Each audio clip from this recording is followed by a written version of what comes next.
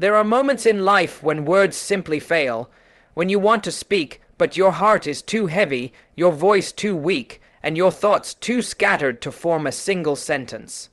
You sit in silence, surrounded by people who may care, yet none of them can truly understand what's happening inside you. And in that silence, you start to wonder if anyone ever could. But that's when you need to remind yourself there is one who knows. One who hears the words you never say, who understands the weight you never express, and who responds to the cries that never leave your lips. Sometimes, it's not about the prayers you articulate, but about the ones buried deep within you, the ones carried through your sighs, your tears, your stillness. You may not say, "I'm hurting," yet he sees it in your eyes. You may not say, "I'm scared," yet he feels it in your hesitation. You may not say, "I'm lost," yet he knows it in the way your heart trembles. He knows, he always knows. Even when your tongue remains silent, your soul speaks and he listens. That's the beauty of his mercy. It doesn't require words to be heard. There are times when people will misunderstand you, judge you, or expect you to explain what you can't even define yourself. They'll ask you to speak, to justify, to clarify, but how do you explain emotions that you don't even fully understand? How do you describe a pain that's invisible, a battle that's internal, a fear that's constant? You can't. And maybe you're not meant to, because sometimes silence is your form of surrender, a way of saying, "I don't have the strength to speak, but I still trust you." That silence is not emptiness, it's faith in its purest form. You see, there's a profound kind of peace in knowing that you don't have to explain yourself to the one who created you. He already knows what you hide from the world, the way your heart races when you're anxious, the way your hands tremble when you're uncertain, the way your smile fades when no one's looking. Every hidden detail of your struggle is already known to him. So when you sit quietly, thinking you've said nothing, understand that your silence has already reached him louder than any word ever could. And maybe that's why we go through those moments of quiet, to learn that communication with him doesn't always need language. It needs sincerity. Sometimes the most powerful prayer you'll ever make is when you don't say anything at all. When you just sit there, with your heart open and your tears falling, knowing that he's listening. Because when the world hears silence, he hears your soul. There will be nights when you'll cry without knowing why, mornings when you'll wake up feeling empty, days when you'll pretend to be fine just to make it through, and in those times, remember this, he knows. He knows what you need before you even ask. He knows what you've lost and what you've been praying for. He knows how many times you've been strong for others while breaking inside yourself. He knows your exhaustion, your patience, your resilience. So never think your silence goes unnoticed. It doesn't. It's seen, it's heard, and it's answered, just not always in the way you expect. So, the next time you find yourself unable to speak, don't force the words, don't rush to explain. Just sit in that quiet moment and let your heart whisper what your tongue cannot. Because even when you say nothing, he understands everything. When we say we're tired, we often think it's because our bodies are exhausted, that maybe all we need is a few hours of rest, a little sleep, a short break from our routine. But the truth is, sometimes what's tired isn't the body, it's the soul. You can sleep for 10 hours and still wake up feeling heavy. You can take a vacation, step away from work, pause your responsibilities, and yet deep down, something still feels unsettled. That kind of tiredness doesn't come from doing too much. It comes from carrying what you were never meant to carry alone. There's a deep kind of fatigue that words don't capture. It's not about lack of energy, it's about lack of peace. It's the kind of tiredness that comes from trying to control everything, from worrying about every outcome, from pretending to be okay when you're not. It's what happens when your heart becomes overworked while your lips stay silent, and that's when you begin to realize you're not just physically tired, you're spiritually drained. Because your soul has been running in every direction except the one it was created to turn toward. We live in a world that keeps us busy, constantly moving, constantly chasing something's success, approval, comfort, stability. But the more we chase, the more we lose touch with the source of strength that never runs out. And when that connection weakens, exhaustion becomes constant. You're not just tired from doing, you're tired from being disconnected. The peace that once filled your heart begins to fade, and even small things start to feel heavy. But that's not because life has become harder. It's because you've been relying too much on yourself. Sometimes, when you say, "I'm tired," what you're really saying is, "I've forgotten to return to him." You've forgotten to pause and breathe in his remembrance. You've forgotten that every burden feels heavier when carried alone. You've forgotten that he never asked you to fix everything, he asked you to trust him through it. And when you bring your tiredness to him, something changes. The exhaustion doesn't always disappear immediately, but the weight does. Because when you remember who's in control, your soul finally finds rest. That's the difference between being tired and being spiritually empty. Physical rest refreshes the body, but only spiritual connection revives the soul. When you stop for a moment to pray, to talk to him, to release what's been pressing against your heart, you start to feel lighter. You realize that peace doesn't come from having everything under control. It comes from knowing you're not the one who has to control it all. Every time you surrender your worries, your confusion, your pain, you make room for his calm to enter. And maybe that's what real strength looks like, not pretending you're fine, not pushing yourself until you break, but admitting that you're tired and choosing to turn that tiredness into prayer. It's saying, "Ya Allah, I can't, but you can," because those words hold more power than any plan or effort ever could. You don't need to have it all figured out. You don't need to speak perfectly or feel completely okay. You just need to come as you are, tired, lost, uncertain, and trust that he knows the words you can't say.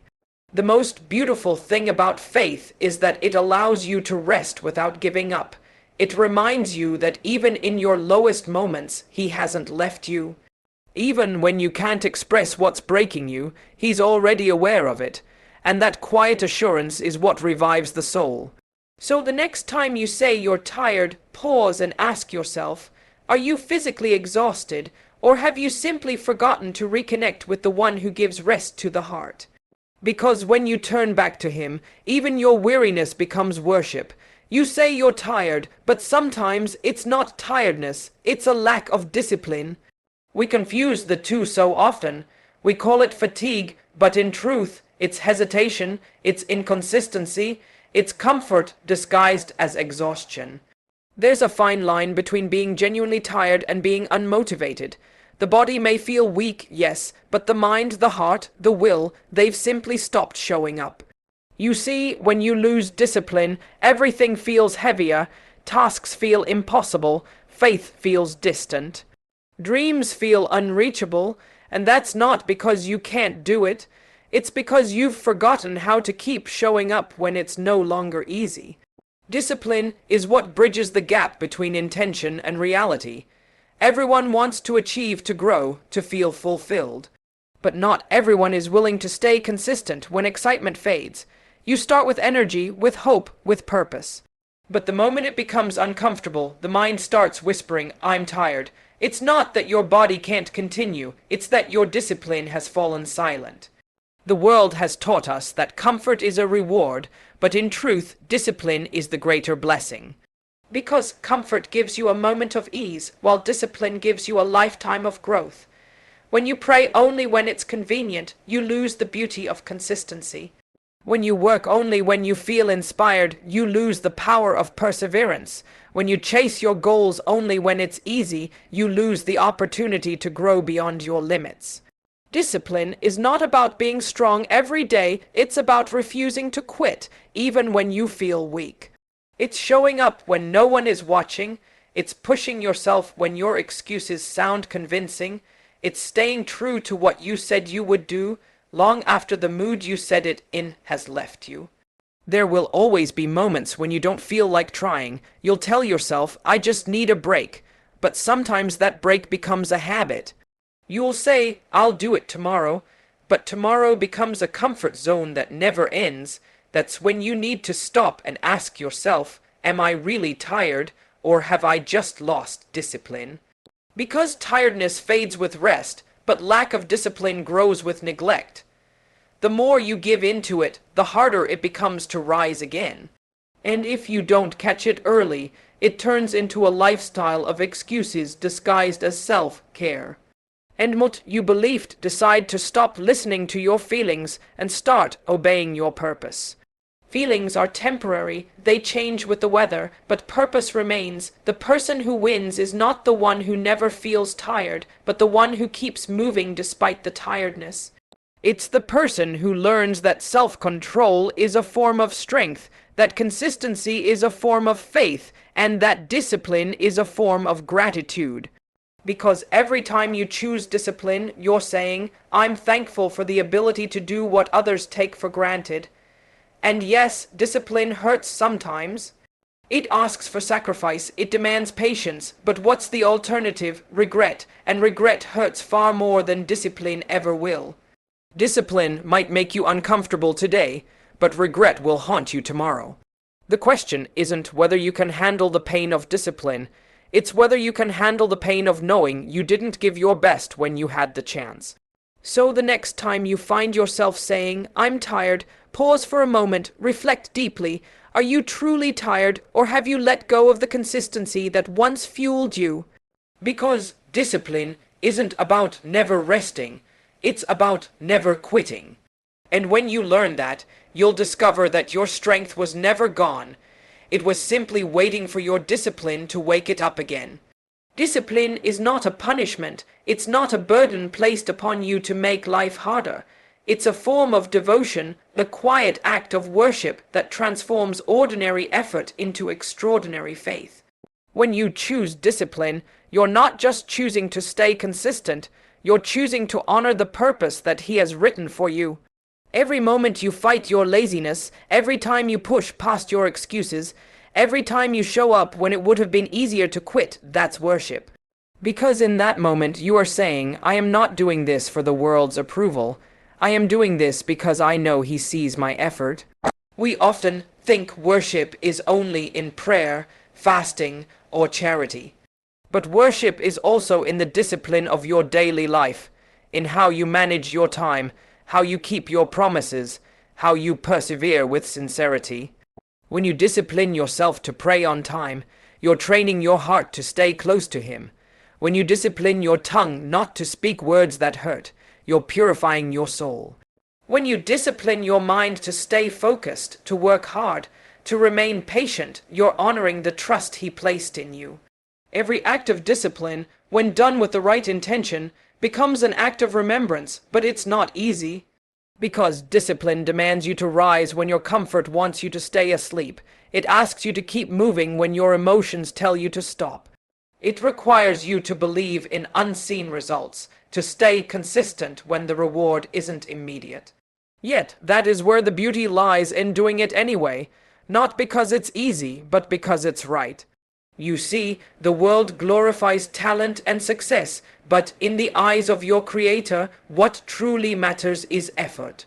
Discipline is what keeps that effort alive even when motivation dies. Motivation comes and goes like the wind, but discipline stands firm like a mountain. The one who is disciplined is not the one who feels strong all the time, but the one who continues despite feeling weak. And when you do that, when you keep showing up with sincerity, you're not just building success, you're building faith. Because every act of discipline becomes a statement. I trust your plan even when I can't see the outcome. That's the kind of strength that doesn't just build a routine, it builds a relationship with the one who gave you the ability to act in the first place. There will be days when no one notices your effort, when no one applauds your consistency, when it feels like you're pushing through silence. But know this, your Creator sees what no one else does. He sees the nights you stay awake trying to do better. He sees the moments you hold back your anger, your impatience, your frustration. He sees the way you keep striving when others have given up. And every one of those small acts counts. They are written, they are valued, they are worship. When you begin to see discipline not as a chore, but as a spiritual commitment, everything changes. Your work becomes meaningful, your struggles become sacred, your patience becomes a sign of faith. Discipline is not about control, it's about devotion. It's the bridge between your desires and His plan. It's how you prove to yourself that your faith is not only in your heart, but also in your actions. And the more disciplined you become, the more peace you find, because discipline brings alignment between what you believe, what you say, and what you do. And in that alignment lies serenity. So when you feel the weight of effort, don't run from it, embrace it. Let it remind you that your persistence is a form of prayer, and your consistency is a reflection of gratitude. Because when your heart is aligned with His will, even your smallest effort becomes a form of worship, and even your silence becomes a conversation with Him.